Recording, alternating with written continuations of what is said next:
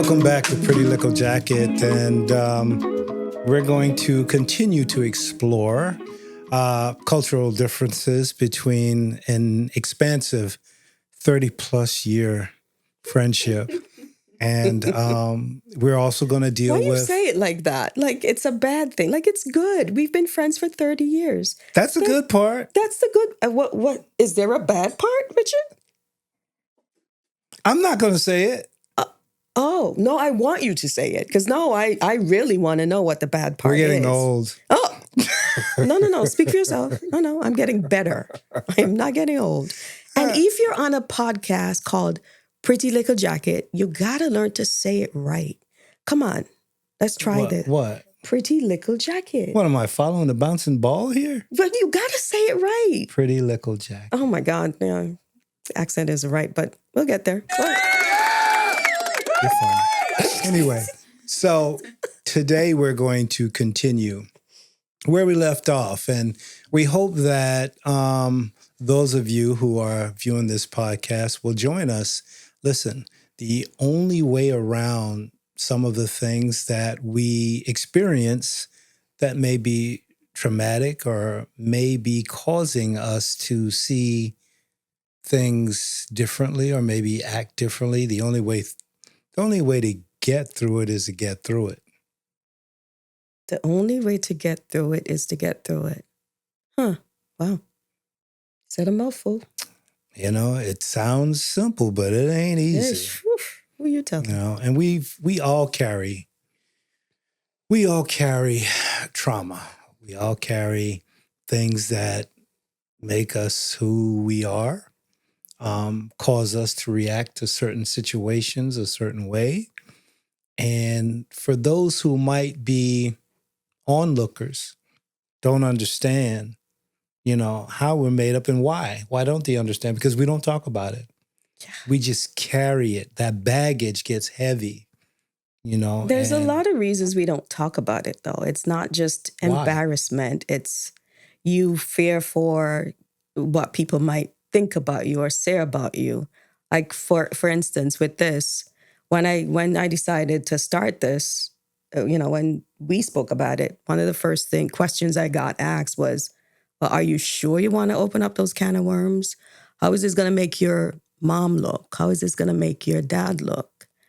And I had to think about those things, yes, but this is my experience. And why can't I talk about my experience? Mm. And it's not about making anyone look bad. No. It's just I needed to get it out there, as you say, get through it.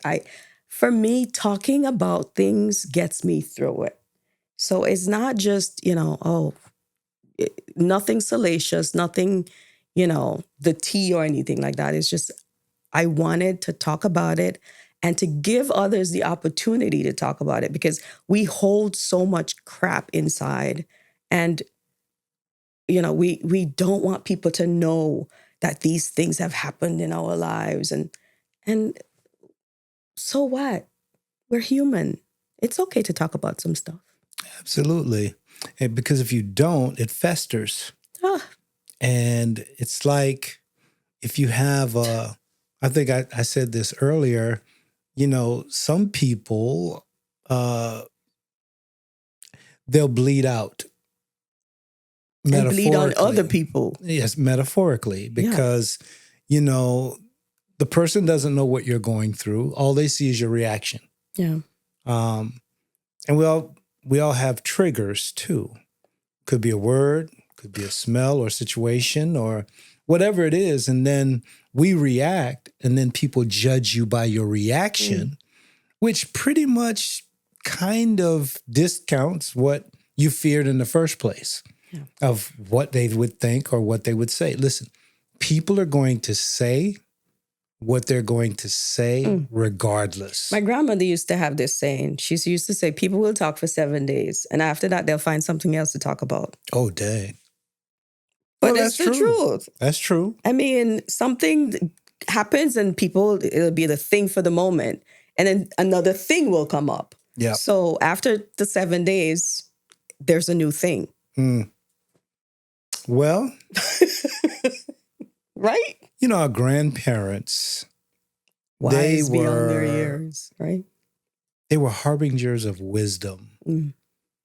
And for those of us who sat under their tutelage, their mentorship, because that's what it was, not everything we can bring forward, but there were jewels that just don't exist today.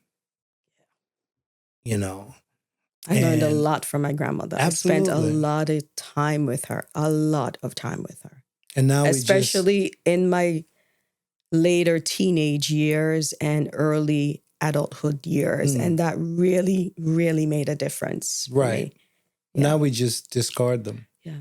That's why seniors have always been like for me, sitting at their feet and learning from them is like everything. Yeah. Yeah. So today we're going to explore another part of the journey. And this we will call discovery or seeking for understanding. I like that better. Yeah.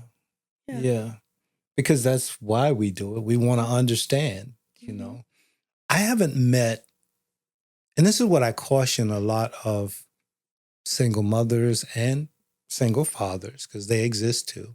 I caution them that you need to allow children to know the other side, because that's a vacuum. And they're going to seek it out because nature abhors a vacuum. Sooner or later, they're gonna seek that out.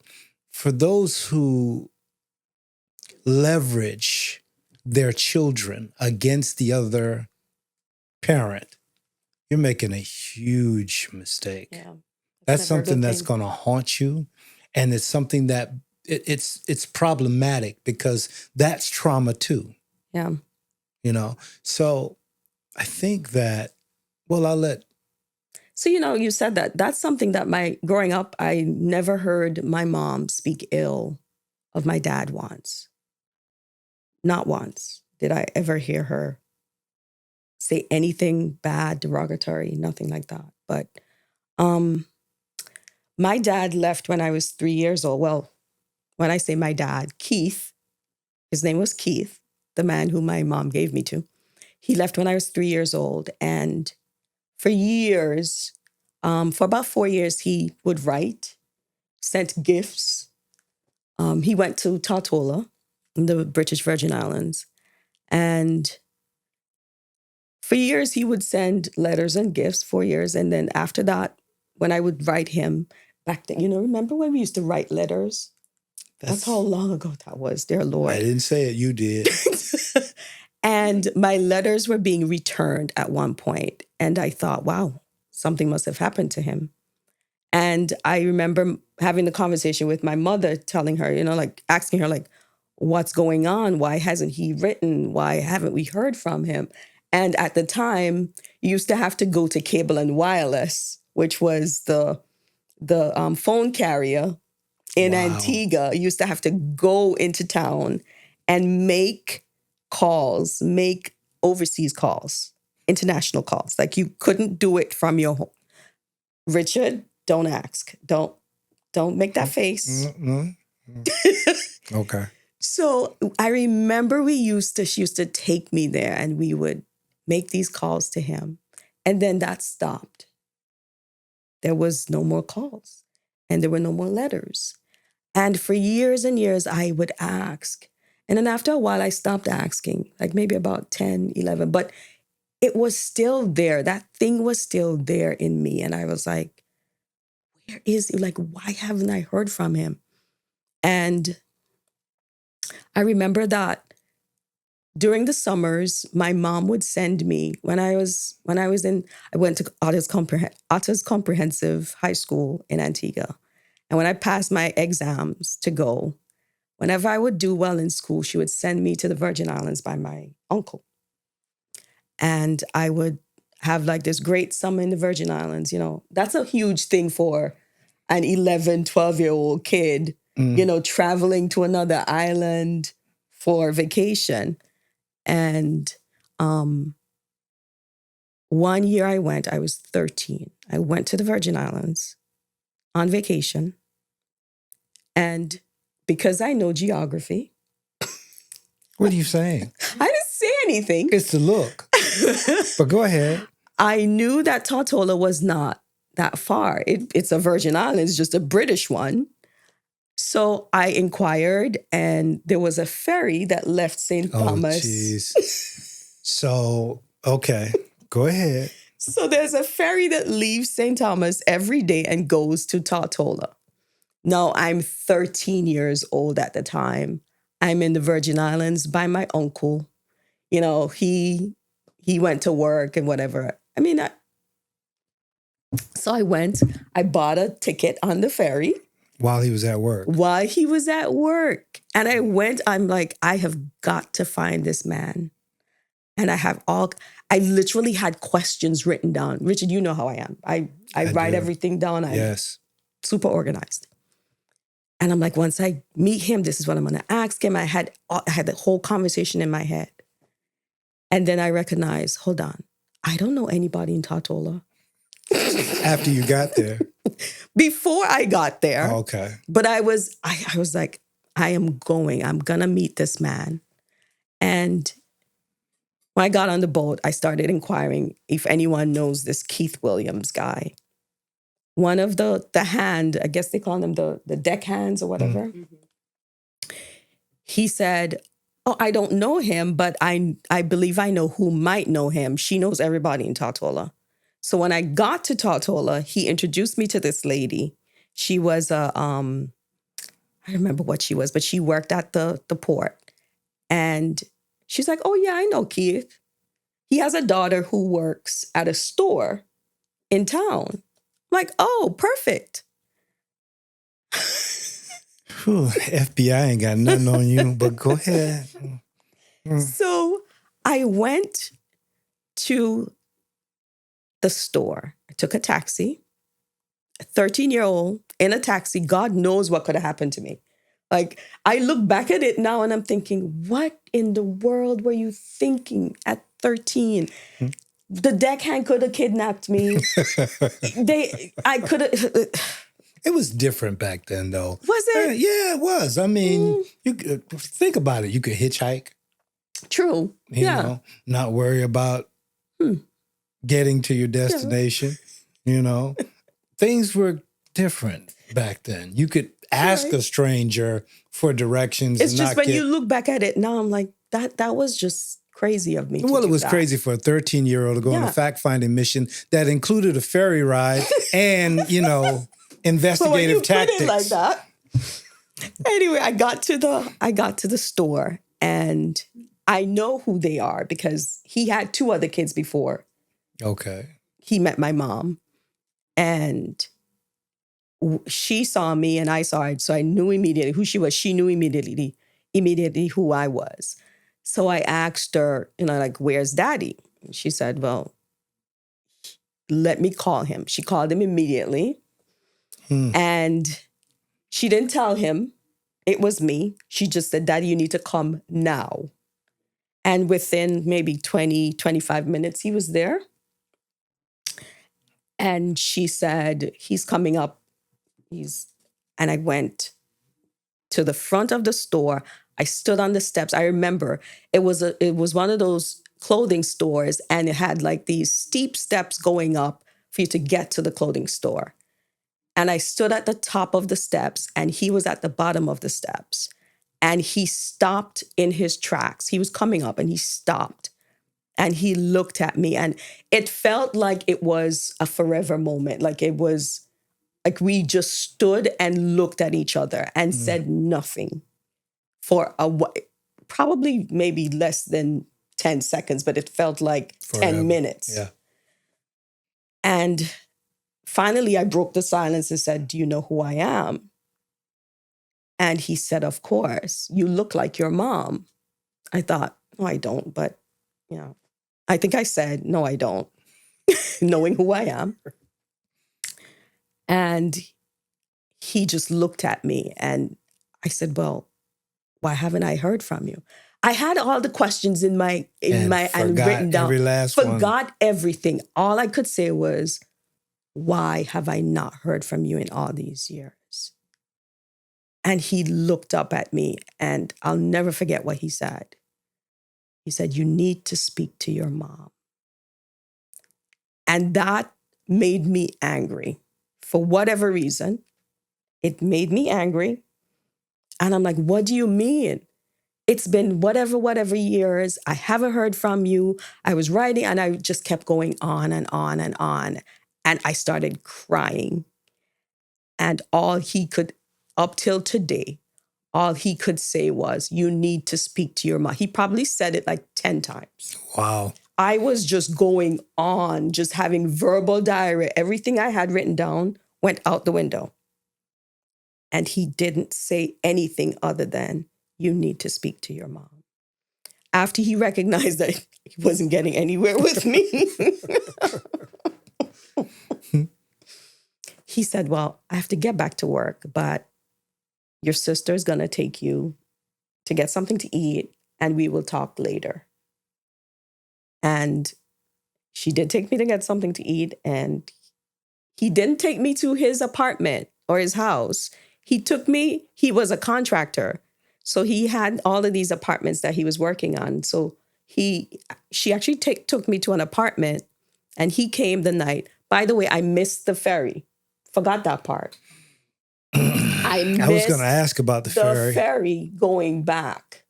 The ferry, I think, left at like 5. He didn't get off work until 5, and I was determined to have this conversation with him. So I missed the ferry and had to call my uncle. I dreaded calling my uncle. That was a painful phone call. He was so mad with me. He was like, "How dare you? How could you? What am I going to say to your mother?" Anyway, I assured him I was okay. I was with my dad. He spoke to my dad, and my dad assured him that I was fine. But the night, we spent quite a few, probably over 2 hours talking. And I got nothing. Richard, when I tell you, I got nothing out of him. He just said that the most I got out of him was, it was a complicated situation.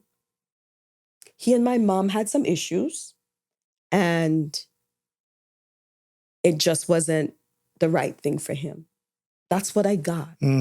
But the whole thing of, "You got to talk to your mom," was like, oh my God, like, dude. I'm here. Just tell me. Right. Like I want to know. Well, let's unpack this a little bit. Well, first and foremost, I'm sure he didn't want to say anything to disparage my mom, and I your get mom. that, but give me something. Okay. And number one, your desire to know at 13 with the ferry ride. Okay. The damn ferry ride. People need to understand that I think it's innate in us to want to know. Of course. You know, it's where do I come from? I heard a comedian said, "This is where I got my ish from." You know what I mean? And, you know, he finally met his father, and he said, okay. He's got the big choppers. Yeah. Yeah, he got the teeth. You know, he got the beady little eyes, you know. And he said the first thought that came to his mind, because of what he had experienced, because of the trauma, he said he heard a little voice said, "Hit him in the mouth." Richard, stop. I'm serious. It was Eddie Griffin in his stand-up. And I was like, wow. But people have to understand what drives all. Yeah. You know, their need not to want to go there, I think, feeds our need to know. And maybe he was just thinking, at 13, what am I going to understand at 13 years old? Well, people discount, you know, what kids really understand. You know, he was probably thinking that, though. I needed to know. Like, I wanted to know so badly that I was willing to risk missing the ferry just to know what was happening. And when you think about it, 10 years isn't, when I look back now, 10 years really isn't a long, long time for him to be gone. But it's a long But time. it was a long time for me as a child, Yeah. not knowing where he was, was he still alive? And what I came to find out later on is that him and my mom were in contact. She just didn't say anything to me about that. You know, do you think she may have done that though? Because, I mean, listen, we know our kids.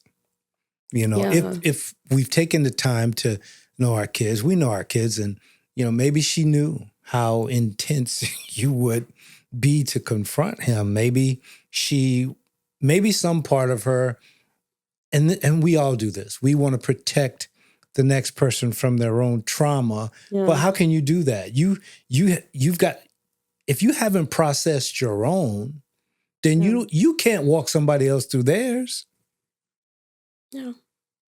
I just needed to, there was just that visceral need to know. Yeah. Like in that moment on the steps, these years later, what's your take on that moment on the steps? I don't think he expected that I was going to be there. Like he just didn't expect that this was going to come to him. So I don't think he expected that, I was going to ever be in his space or in his face. Uh-huh. So he just didn't know how to even deal with that in the moment. So that's why he didn't have anything to say. Mm. I probably messed up the rest of his day. He had to go back to work. He putting windows where doors should be. He was probably going through in his head, oh my God, what do I say? Right. What am I going to come up with to say to this child now? Yeah. So yeah, what I found out later from my grandmother is that he was embarrassed. And that's the reason he left Antigua. Antigua is a very small place. You'll get to see it. Mm. Yeah. And everyone knows everyone. And that's huge in Antigua. You get a jacket, a man gets a jacket, that's major embarrassment. And a lot of men can't take it. So what a lot of men used to do is they would leave the island and go to another island, or they would drink brake fluid. That's what I was told. That's what my grandmother said. I don't know how true that is. Brake fluid? Yes. So he chose the better one. Yeah, I ain't drinking brake fluid. Yeah, no. Well, you're gonna die if you drink brake fluid. But he decided to leave and go to a whole other island to escape the embarrassment. There must be some serious pressure then. Yes. Societal pressure. Of course. What about now? Is it the same? I'm not sure because I haven't been engrossed in the culture like that. But I'm saying, isn't there a stat that says that, there are a large percentage of children that have been... But it's a Jamaican stat. It's not an Antiguan one. Oh. Jamaicans, please don't come for me. It's documented. I think it's like upwards of 70-something%. Whoa. Yeah, it's crazy that a lot of the kids being born are not given to the right father. Yeah, I couldn't believe the stat when I saw it. Like, it doesn't make sense. I think that's one of the reasons why they decided to have DNA done now before someone gets either visas or green cards or whatever. I'm not sure. Do you have to have the test done prior to? Yes, because of that. Because a lot of kids were being given green cards. Their parents were filing for them and then come to find out later that they're not really their child. So that's wild. That is kind of wild. That is wild. Yeah. And then understand that, man, we're repeating a cycle that we know it can cause generational trauma, And I've heard people say, well, what's the big deal? What do you mean, what's the big deal? It's a big deal. It is. I can tell you it's a big deal. Yeah. I lived it. It's a huge deal because you don't feel like you belong. You don't feel like you fit in, especially when you come from a large family and everyone has their father with them, and you just always feel like yours not it's not there. And there was always, I think as a child, there was always that little thing inside me that kind of felt like something was off. I didn't know what it was, but I just knew that it wasn't right. That's a phenomenon among adoptees too, when kids find out that they're adopted. Yep. Now it's like, I don't care how well they were raised or how good, their adoptive parents are, they want to know. And it's that need to know. Yeah. And then it's questions like, why didn't they want me? And some... Why did you leave me? And some reflect like, well, I wasn't good enough, or, things that... And God, you internalize it. Yeah. And God forbid if they find the parent or parents and they have another family, then that's really, that's heavy. That's heavy. Yeah. Just to sit here and think about it, and it's we carry a lot of heavy crap. We just said that, didn't we? Like, there's a lot of heaviness that we carry as adults, and a lot of times it's... I hate blaming parents, but a lot of it has to do with our upbringing and our parents. And listen, my mom was probably the best mom in the world.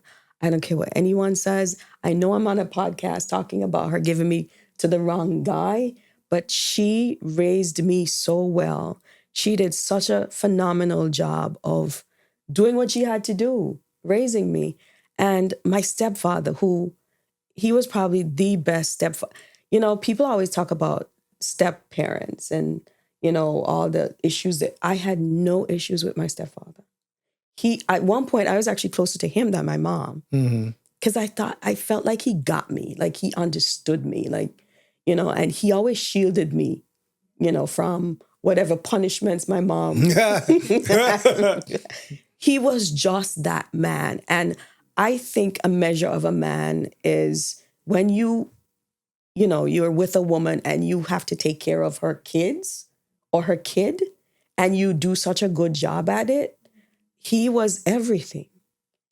I miss him immensely. He was like a dad to me. But as much as he treated me so well, and he was that father figure in my life, I still knew something was missing. And you still wanted to know. And I still wanted to know. Yeah. So that's what that whole thing of missing the ferry. We should call it missing the ferry. Oh my goodness. But that was an adventure. Yeah. And I remember going back and feeling, I felt worse. I didn't feel any better because there were no answers. And when I told my mom, well, I didn't tell her, my uncle did. But when I had the conversation with her about it, she was livid. She was so mad. And I thought, well, I did this thinking, that it would. And she was like, don't ever do that again. And I told her what he said. And she was like, what in the world is he talking about? And that was pretty much it. What in the world is he talking about was it. So I asked her, like, what could he, I don't know. Like, she had no conversation with me about it. But probably 3 years later, yes, she was now living in the Virgin Islands. And I was there on vacation. And I said to her, Mommy, let's go over to Tortola to see Daddy. And she's like, absolutely not. I'm not going. She said she would. And for days, I tried to talk her into it. And finally, she said yes. So we took the ferry again. Another ferry. another ferry ride. Mm-hmm. And this time I had had his number by now. She did not want to speak to him on the phone. But we met with him, and they did not have a conversation in front of me. Wow. You know what? As much as we deal with our own maladies and trauma, isn't it unfair to think that our parents don't have traumas that lead them to do the things that they do? Because it might be unfair, but what I would have liked is transparency and some truth. yeah.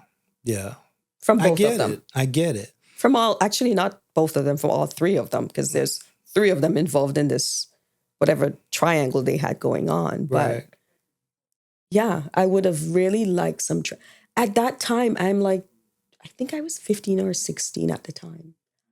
By then, I think I'm developed enough to understand some things. So just tell me, why do you have to have a conversation that I'm not a part of? Because it's still traumatic for them. They haven't dealt with it. So if they haven't dealt with it, then how are they going to articulate it? Talk to how old were you? 15, 16. Talk to a 15-year-old about it in a way that they can understand and process and not look at them in judgment. That's heavy. Because why do we not talk about our traumas? Because we don't want people to judge us by what we've been through. We feel embarrassed. Yeah. That's a crazy catch-22. I hear you, but when you have a child, I think you owe it to your children. You owe the truth to your children, right? Yeah, I agree. 100%. Okay. And that's all I wanted. Yeah. I just wanted to know. But yeah, that conversation happened with the both of them. And after that was it. We did not miss the ferry this time because my mom was not having it. She's like, nope. She was probably like, why did I agree to this? I know. And do you know, we never had another conversation about it. Wow. Never. That's a deep wound. I tried. And she shut me down every single time until I got to the point where I'm like, I'm not asking her. Yeah, that's a deep wound, Kathy. It really is. Some of us, we can't. We just can't. And trust. Because I produce film, I watch film not just for the entertainment.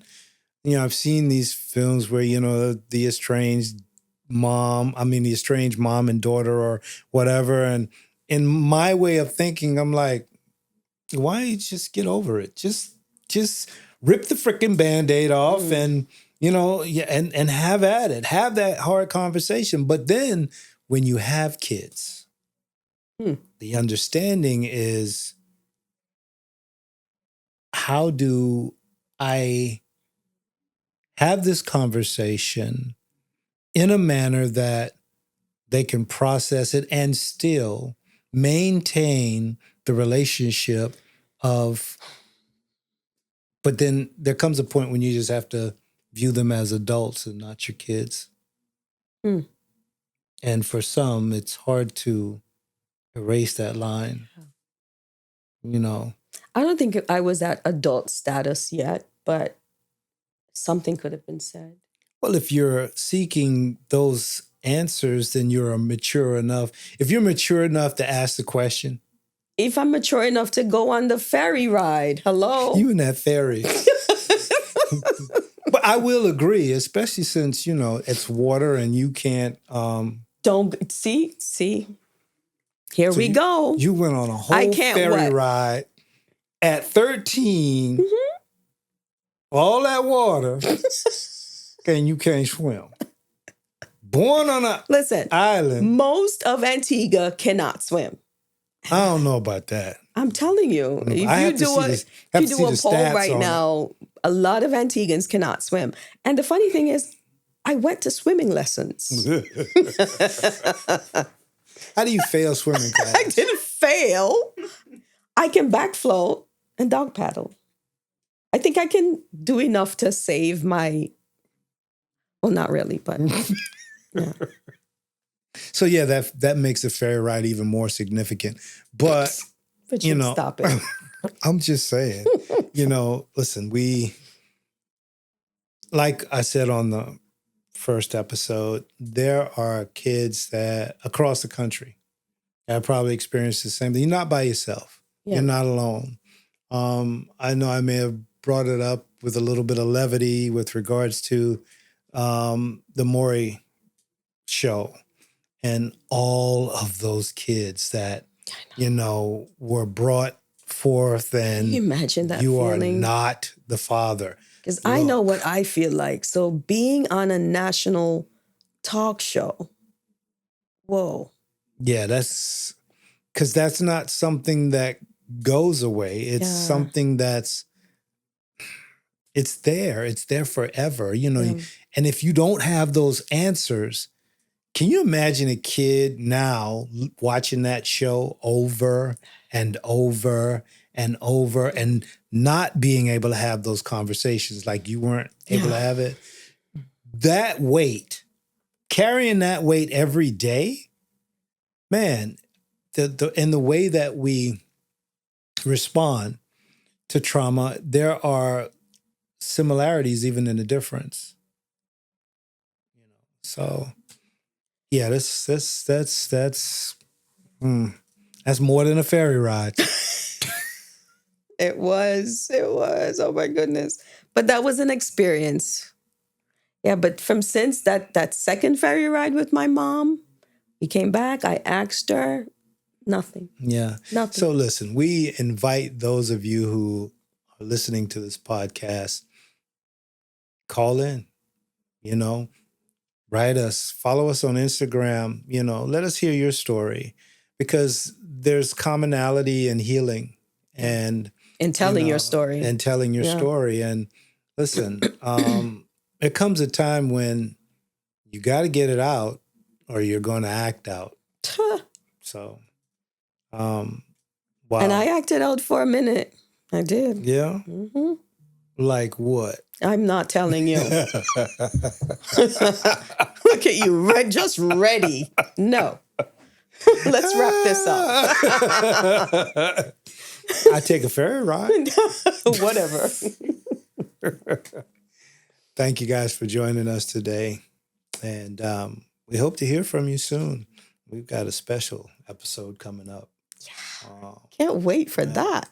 So if you want to, follow us, do so and experience some things for the first time as we do. All right?